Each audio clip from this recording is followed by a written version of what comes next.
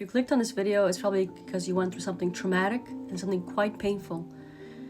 And you are trying to have answers and solution and safety for your own body and your mind, peace of mind. From what I've experienced, it's not what they do to us that is the dangerous part. When somebody hurts us or betrays us, if we don't resolve it and let it go, the dangerous thing that it can do to us is that it can turn our hearts bitter, cold, and essentially it has the potential to turn us into people like that, where we just treat everybody in a cold way, like no, right? But that's not you or I. And who am I? I'm Sophia. I'm a songwriter, so naturally I like to reflect on stuff, okay? And I'm a human being first. So last year I got into what could best be described as a pile of shit, and it took me quite some time to get out of it.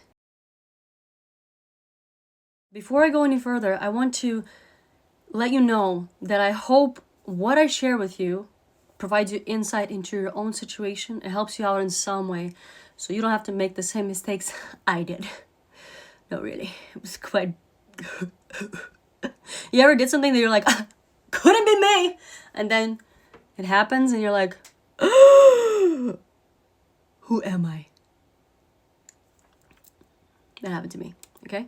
A little context, last year I had a relationship that ended in a very sad way. Looking back, I should have never been with the guy in the first place. But you know, you get together and blah, blah, blah, and then hormones and blah, just don't do it. Don't do it. Don't do it, okay? But if you already did it, don't do it again. What, Sophia, this is not a moment. This is not the time for that. The situation left me a lot of shock, a lot of pain, depression. I also had to cut off people. I lost multiple friendships all at once.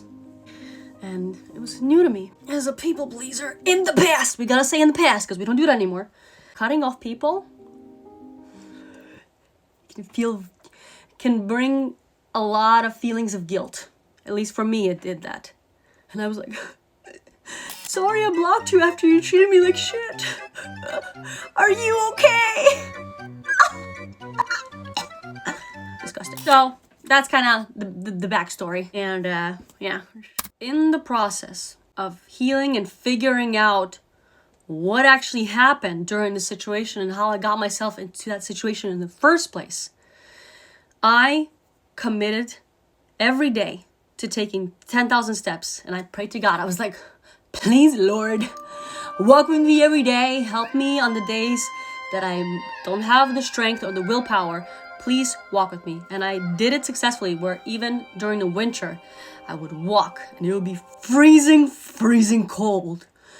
And I'd be like, no, 10,000 steps. Gotta do it. Do some kind of physical thing, you know, science says, okay? Not your ex. That doesn't count, okay? A hand that broke you cannot rebuild you, okay? Don't go back. We're not doing that. On top of that, I reached for my friends and I would talk with them. I would console them. There was a friend whose ear I talked off a lot. She knows all the details. All of them. A couple of my friends know details, which I'm not gonna go into because I'm practicing balance of being honest and not gossiping at the same time, okay? Because God has been...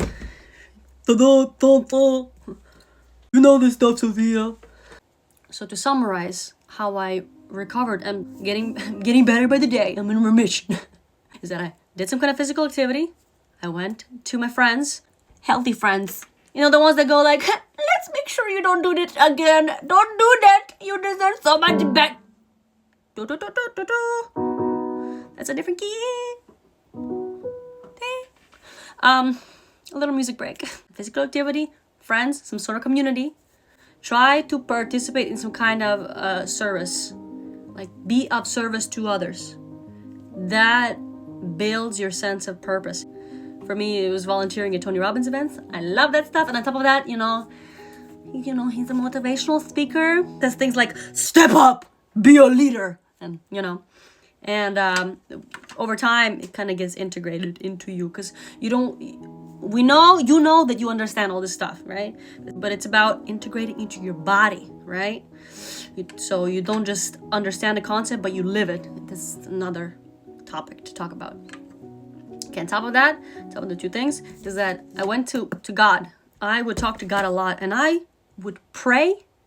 I would ask him, like, please, Lord, do not make me be bitter, but also, please, I get vengeance on my name. That happened every day. While I would go and walk, so I would just be sorry. I was like, please. But also the way they live their life. The consequences of their choices will be the punishment. It's fine. But also, like, please, I need to know. Did you know there's a thing called imprecatory psalms? They're literally about, like, asking God, please vindicate me. The dude's angry in them, okay? The Bible is very raw and honest. But in the process, I would pray, like, please do not make my heart grow bitter. Because I know the kind of things I believe in, the kind of things I choose to believe in. And I want to believe in the good of people. And I want to emulate that. I do not want to live as a victim. Yeah, they really mess with your head. And when you deal with people that challenge you in different ways, you're left with stuff. Okay? So, prayer, And then, what else did I do? Make jokes, obviously. You gotta do it. And don't live in shame, okay? Don't live in shame. Talk about it if you can to somebody, okay? Maybe not a therapist in the US, because the healthcare system is... If you know, you know. It's not really healthcare. Okay.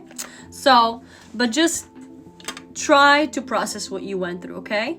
And, this is the big thing that really, really helped me. I reframed my questions in my mind, okay? I changed the question from, why did this have to be me? Why me, Lord? Why? Oh, boo-hoo! Let me play a sad song for you on the world's smallest violin. This is serious. I know. This really is the world's smallest violin. See? Start to ask, okay, what can I learn from this? Because I'll be honest, the situation, I think what I really hated about it is that it exposed my own iniquity.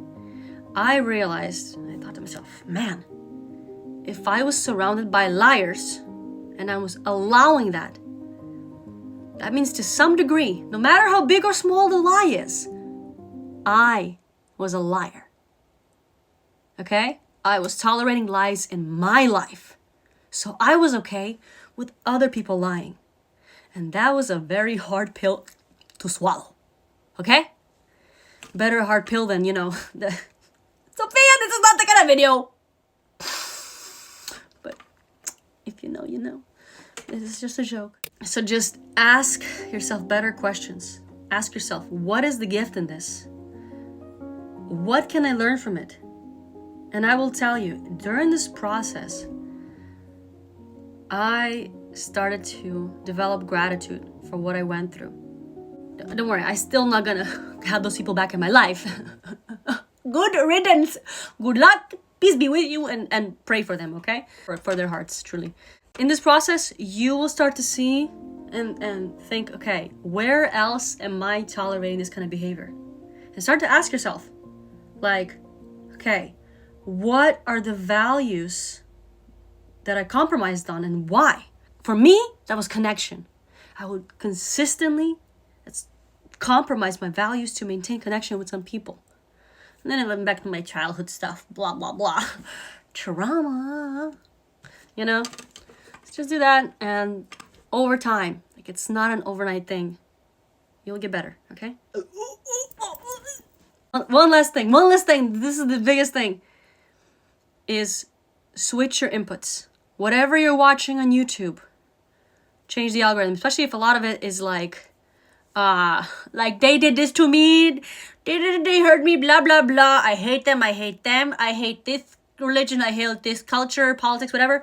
Just for the time being, just say, I don't want to watch this anymore. Change your inputs, because you need to heal. And in order to heal, you gotta input better things, better messaging. And that over time, it's gonna help a lot. For me, it's this stuff, okay?